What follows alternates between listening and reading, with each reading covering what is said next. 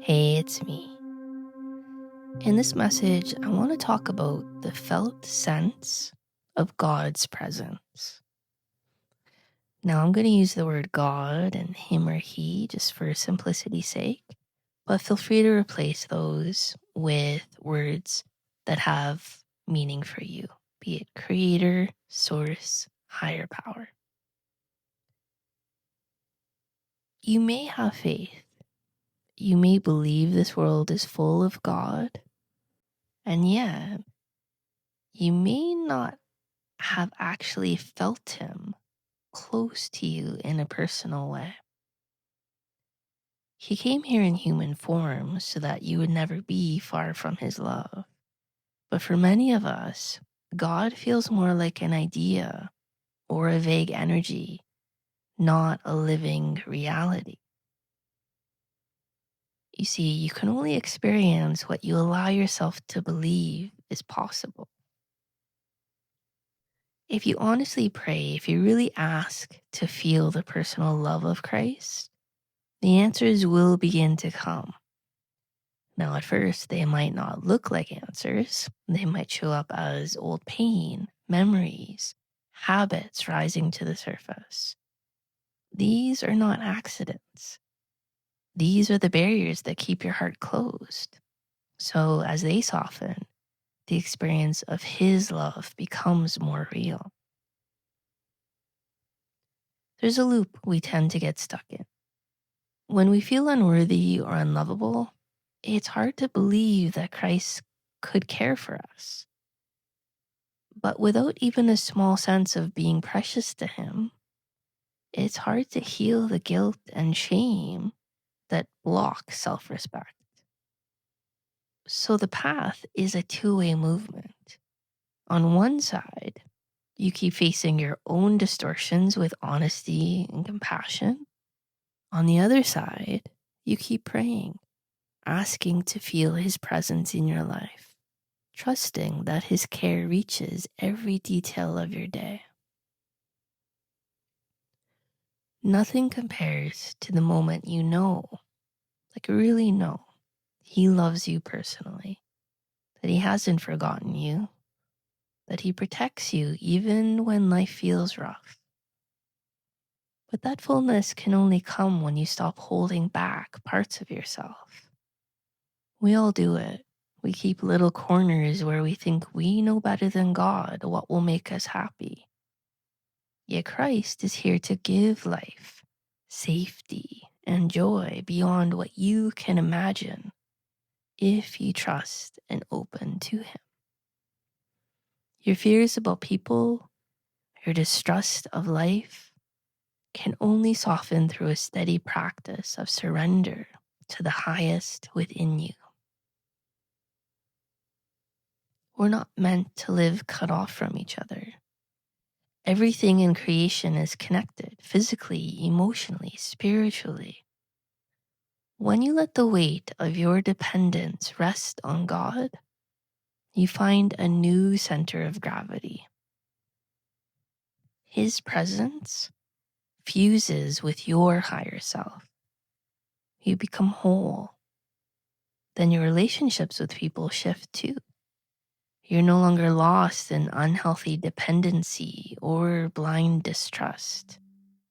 You see clearly where trust is warranted and where it's not.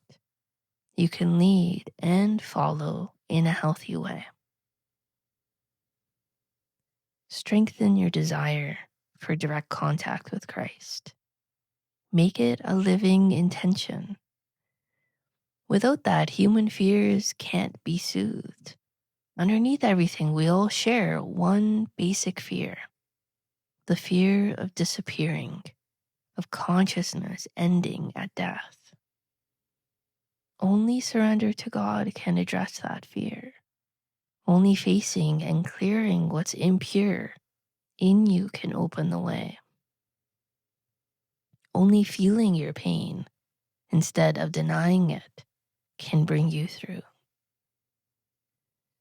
Creation itself is full of signs that nothing is lost. Think of the sea. The tide flows in, then draws back. Now, from the shore, it looks like the water disappears. Of course, it hasn't. It's still there, part of a greater whole, and it will return. Could it be different for consciousness? Could all your growth and effort have no meaning?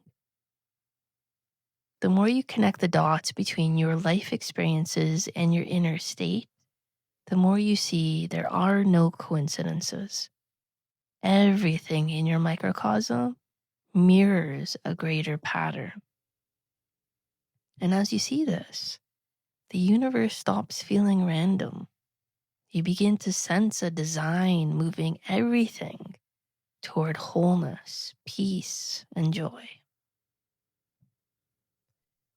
Working with the personal aspect of God brings these conditions into view. Nothing is more frightening than a painful event that seems disconnected from its inner cause. Making that link is relief. It's freedom. It's healing. Life has a rhythm, like the sea's ebb and flow, set by higher order. That rhythm can be disturbed by crises, but even then it works to reestablish balance. Humans often lose touch with their natural rhythm, but it's still there, always there. When you've prayed and looked inside, and still no answer comes, maybe it's not the time for flow, rather for ebb. Some qualities only develop in the waiting. In life, as in tides, the timing of high and low isn't always equal. Respect your rhythm. Live your days with it. Work, rest, play, and pray in a way that fits your inner pattern. Visualize how your life would feel in rhythm compared to living unconsciously. Ask for guidance to stay in that rhythm. When you hit a painful event that seems meaningless, treat it as part of the rhythm rather than as punishment. Ask, what can I learn here? What response would most help me grow? If there's something in me I haven't yet faced, I want to see it. And I want to remember that God loves me, even now. This attitude lets the rhythm move on. Then, often when you least expect it, new connections appear and suffering turns into blessing. Contact with Christ will also come in its own rhythm. You might be mentally convinced, but still not feel his presence. That doesn't mean he's withholding it. It means your barriers are still loosening. But don't despair. Christ is here. He hears you, loves you, protects you. And one day you will feel it clearly, held in his arms, nourished for the path ahead. Doubt has no lasting substance. You can dissolve it. Most of us use our aggression for lower aims and stay passive about the good we long for. That needs to shift. Take a firm stand against any thought that divides or darkens your spirit. Ask if a thought gives you peace and unity. If it doesn't, question it. Be willing to let God's light show you what's true beyond your perception. The shift may not be instant, it probably won't be, but it will come. Over time, the urge to chase untruth will fade. Practice visualizing yourself surrendering your position to God's vision. It's not always about right versus wrong. Often the truth is simply different from the way you see it now. And as you do this, you will feel lighter. But if you're secretly ashamed of being wrong or imperfect, it's going to be harder to let go. That's because a low opinion of yourself makes you cling to pride and self-righteousness. And this creates harsh judgments of others as well.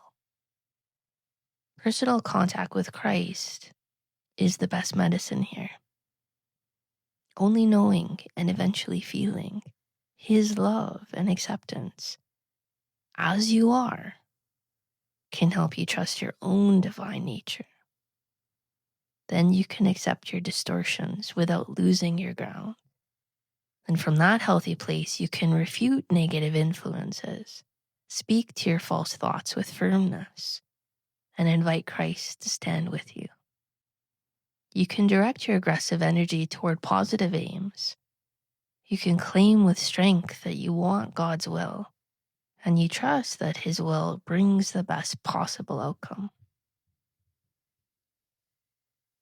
Imagine yourself free of every burden. Picture your real being, unencumbered, watching with compassion as your earth self works through its pain. That true being knows all is well. It sees no tragedy. It knows the suffering leads to healing.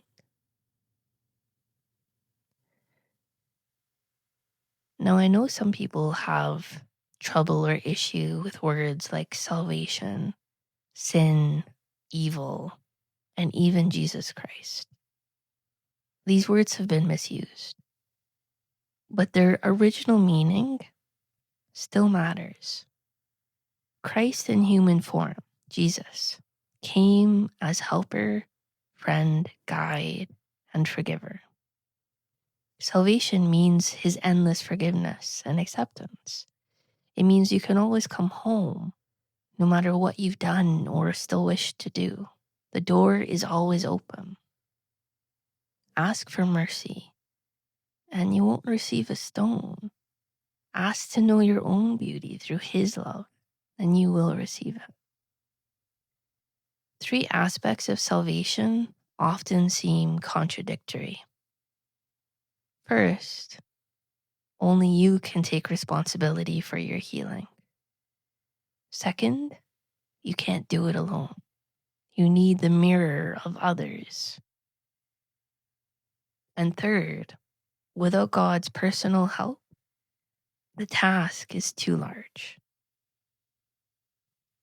These aren't opposites. They're parts of one truth. You need to choose the work yourself. You need also to let others in. Show yourself honestly and learn to receive. And you need to call on higher power to reach the places your own mind can't touch. This is how self-will and divine will work together. I hope you take these words in. Let them move through you. They can open doors to a personal experience of Christ that dissolves doubt. Once you feel His arms around you, comforting and encouraging you, you'll know this reality. You may lose the feeling at times and need to find it again, but your consciousness will gradually fill with Him. His blessings are already here. Feel them. Sense the reality of the love that walks with you every step of your path. As you work for the greater cause, your own life will be blessed too. Love you. Connect soon.